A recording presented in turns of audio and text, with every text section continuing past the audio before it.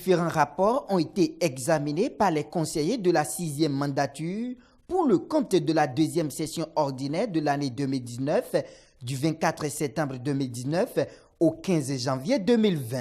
Avant le discours de clôture de la dite session, ce 16 janvier 2020, le point des rapports étudiés a été fait par le premier rapporteur, Fernand Baguidi.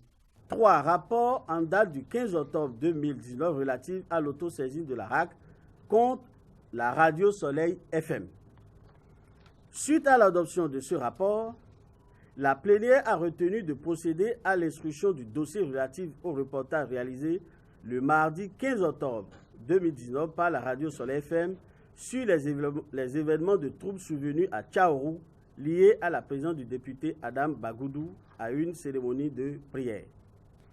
Le rapport 10 en date du 16 janvier 2020 relatif aux autosaisines de la RAC contre les journaux Le Pays Émergent et Le Confrère de la matinée.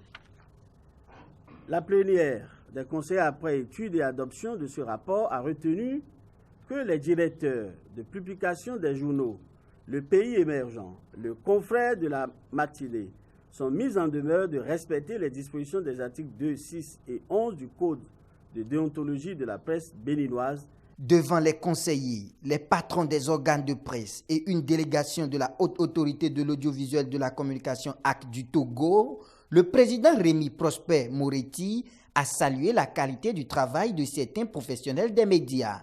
La RAC décerne un satisfecit aux journalistes qui font preuve de professionnalisme et de sérieux dans le traitement des informations.